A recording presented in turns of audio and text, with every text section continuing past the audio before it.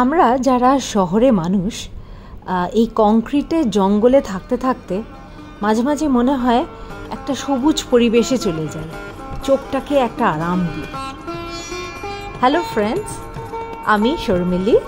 আজকে আপনাদের নিয়ে এসেছি নিহার অন গ্যাঞ্জেস।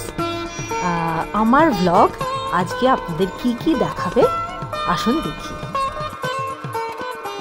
দুর্গাপূজা শেষ, মনের মধ্যে একটা বিষণ্ণতা ছিল, তাই ভাবলাম কিছুটা সময়ের জন্য কলকাতার বাইরে একটু ঘুরে আসি একদিনের জন্য।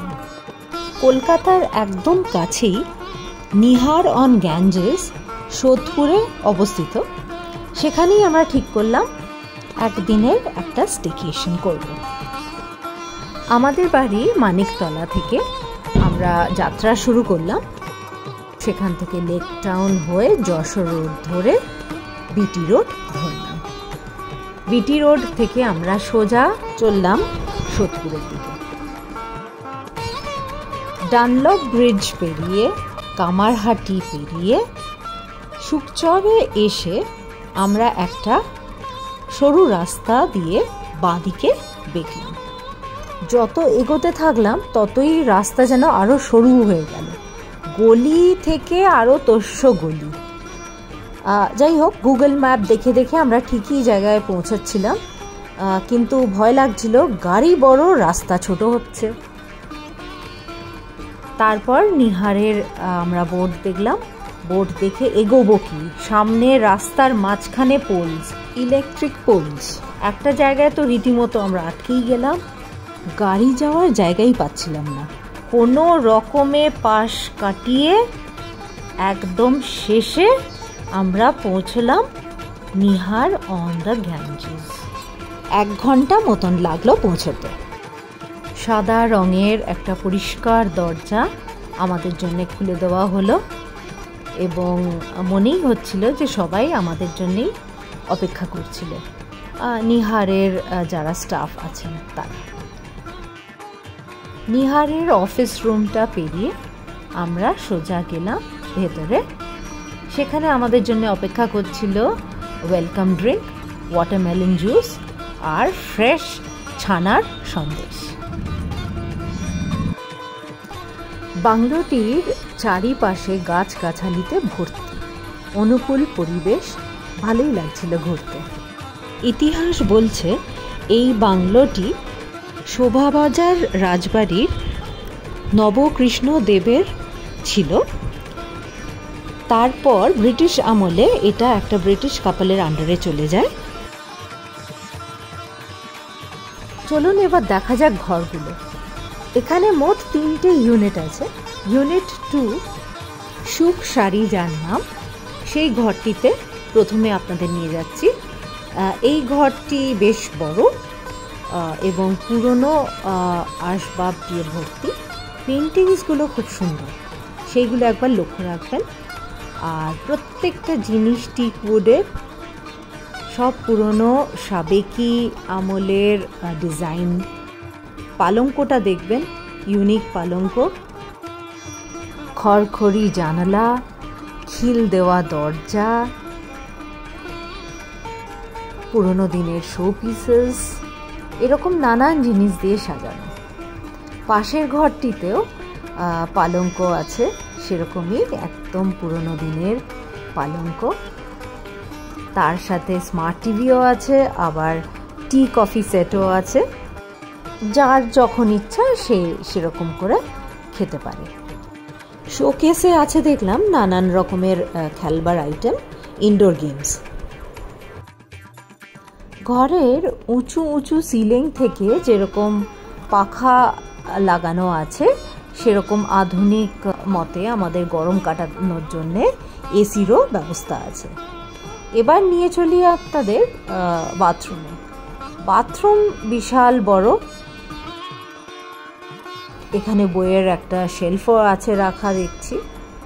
সাময়িকভাবে আমার বাথরুমটা নিট অ্যান্ড ক্লিনই লেগেছিল, কিন্তু আমরা যেহেতু এক রাত্রি স্টে করছি সেহেতু কয়েকটা জিনিস চোখে পড়েছিল, সেটা ক্রমশ প্রকাশ্য।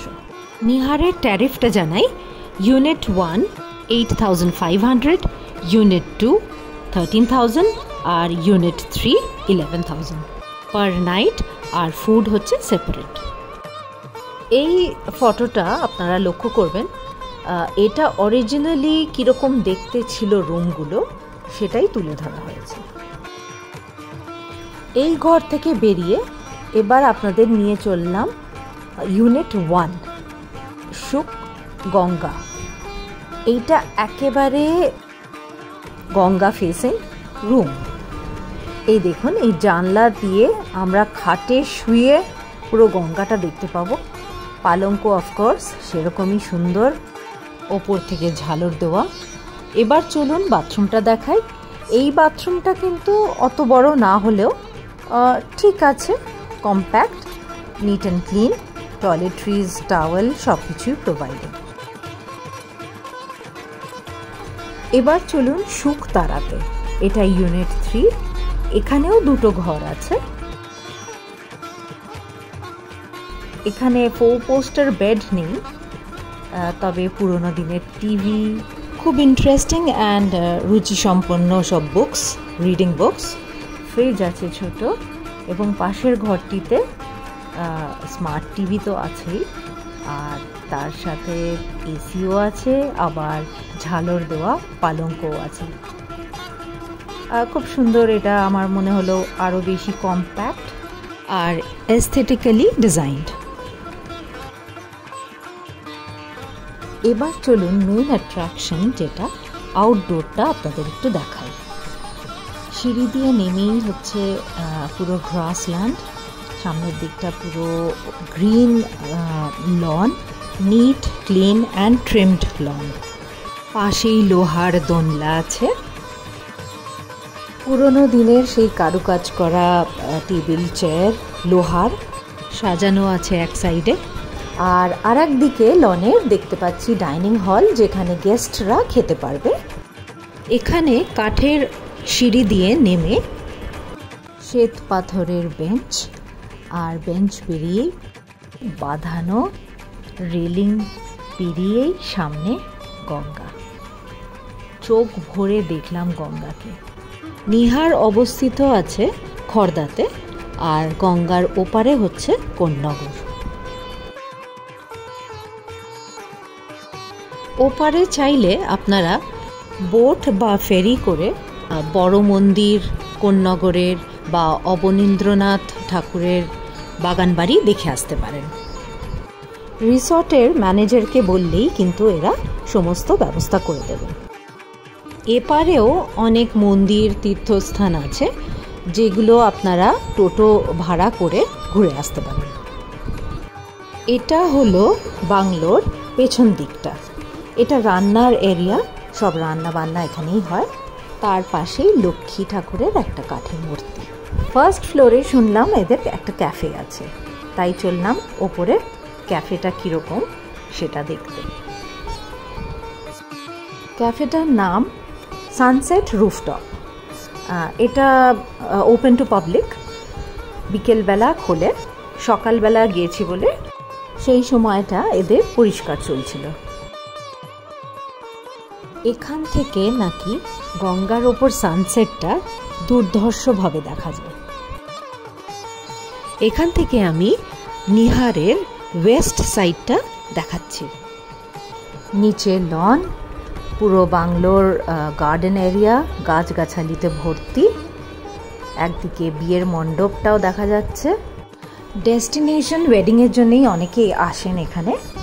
সুন্দর পরিবেশ, বিয়ে, ম্যারেজ অ্যানিভার্সারি, বার্থডে হতেই পারে এত সুন্দর একটা বাংলো, এবং সামনে বৃহৎ গঙ্গা। একতলায় এন্ট্রেন্সের মুখেই একটা বিশাল বাতাবি লেবুর গাছ দিয়ে ঘেরা কৃষ্ণ ঠাকুরের একটা মূর্তি। বোঝাই যাচ্ছে এরা কৃষ্ণ ভক্ত। ইতিমধ্যে আমাদের স্ন্যাক্স চলে এসেছে।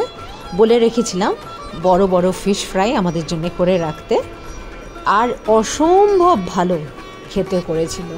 মানে অনেক দিন বাদে এত ভালো ফিশ ফ্রাই খেলাম। পিওর ভেটকি, টেস্টি অ্যান্ড ক্রিস্পি। নিহারের এই বনেদি আনা আসবাবগুলো দেখতে দেখতে আর একবার ইতিহাসে চলে যাই। সেই ব্রিটিশ কাপল ওনার যারা এই বাড়িটাকে কিনেছিলেন, তারা স্বাধীনতার পর বিশ্বাস পরিবারকে দিয়ে যান এবং বংশ পরম্পরায় এখন এটা দিয়ালি বিশ্বাসের তত্ত্বাবধানে আছে।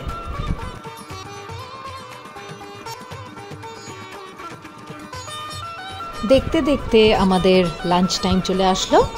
আমাদের ডাক পড়ল সেই কাঁচের ঘরটিতে, ডাইনিং হলে, যেখান থেকে বসেও খুব সুন্দর হুগলির ভিউটা পাওয়া যায়।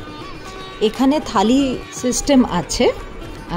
দেখুন কি কি আমরা খেলাম। গরম গরম ভাত, পোস্ত, ডাল, স্যালাড, ঝুরঝুরে আলু ভাজা, অসাধারণ ভালো ঘি,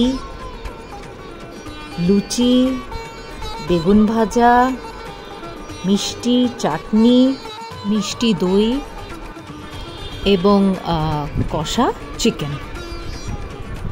দুপুরের লাঞ্চটা আমরা খুব এনজয় করেছি, কারণ প্রতিটা পদ সুস্বাদু হয়েছিল।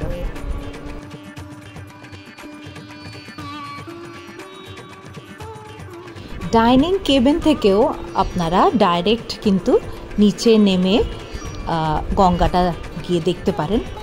এবং দেখুন কতটা কাছে গঙ্গা, মানে bang on the banks of river Ganges. অসাধারণ লোকেশন এটা।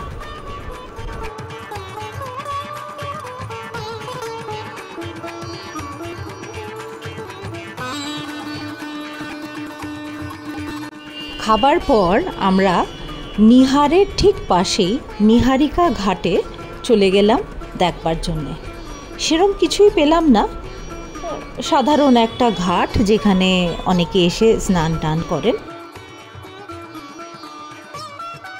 এই সবুজ পরিবেশ, নদী, নৌকা, এইসব দেখতে দেখতেই কখন দুপুর গড়িয়ে বিকেল হয়ে গেল।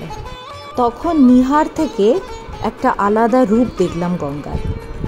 এটা একদম ওয়েস্ট সাইডে অবস্থিত, তাই সানসেটটা অনেক দিন বাদে খুব সুন্দরভাবে আমরা উপলব্ধি করলাম। সূর্যাস্ত দেখতে দেখতেই চা, কফি, বিস্কিট চলে আসলো। আহা, কি আনন্দ! সন্ধে যত বাড়তে থাকলো, নিহারে সব লাইটস জ্বলে উঠল। আস্তে আস্তে রাত হয়ে আসলো, আর রাত হওয়া মানেই আমাদের ডিনার টাইম। আমরা কন্টিনেন্টাল বলে রেখেছিলাম খাবো, তাই আমাদের জন্য ফিশ ফিঙ্গার, ভেজিটেবল অ গ্রাতিন, তারপর salad, butter garlic bread, smoked chicken, chicken momo, তারপরে ম্যাশড পটেটো, চিজ ভেজিটেবল বলস অ্যান্ড সিসিলিয়ান চিকেন। এতক্ষণ তো ভালোই সব বলছিলাম, এবার কিছু কনসের দিকে আসি। ইউনিট 2 এর বাথরুমটা আমার বেশ মনে হয়েছে প্রাইভেসির অভাব। এটা দেখুন, একটা খোলা গ্রিল দেওয়া জানলা, জাস্ট একটা সাদা পর্দা দিয়ে আটকানো, আর ওপরে সিলিংটা পুরোপুরি ওয়াল নেই, ওপরটা ফাঁকা, মানে সাউন্ড ব্যারিয়ার একদমই নেই। আর এই দিকে দেখুন, এইখানে যে ওপরে ঝাঁঝরিটা দেখছেন, এটাও কিন্তু connected to the other washroom, যেটা কিনা ইউনিট 1 এর টয়লেট। এই বেসিনটা যেরকম ধরুন, ড্রেনেজ সিস্টেম ভীষণ পুয়ার, জল ফেলা হচ্ছে অথচ সেটা ড্রেন হচ্ছে না। আর ফাঁক ফোকর তো আছেই, টাইলসের মধ্যে ফুটো, গর্ত, নানান রকমের পোকামাকড়, টিকটিকি, আরশোলা এগুলো ঢুকছে। তো এইগুলো আমার কাছে ভীষণ ভীষণ অপ্রিয় লেগেছে। যাক, রাত পোয়ালো, ঘুম মোটামুটি হয়েছে আমার। শিশির ভেজা ঘাসের ওপর দিয়ে হেঁটে খানিকক্ষণ একটু শরীর চর্চা করে নিলাম। পুরো সকালের পরিবেশটা খুব সুন্দর, সেটাই উপভোগ করলাম ঘন্টাখানেক। আর লনের ওপর দিয়ে হাঁটলাম অনেকক্ষণ, মর্নিং ওয়াক হয়ে গেল ওখানে। শুধু এখানে অক্সিজেনটা পিওর।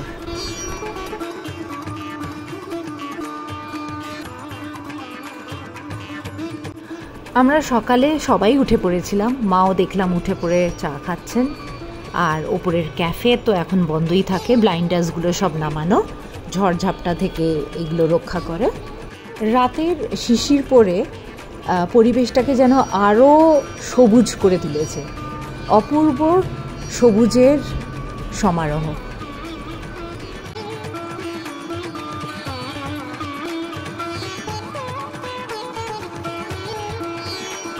নিহারে পরের দিন কোনো গেস্ট ছিল না বলে আমরা একটু লেট চেক আউট করবো বলে রেখেছিলাম।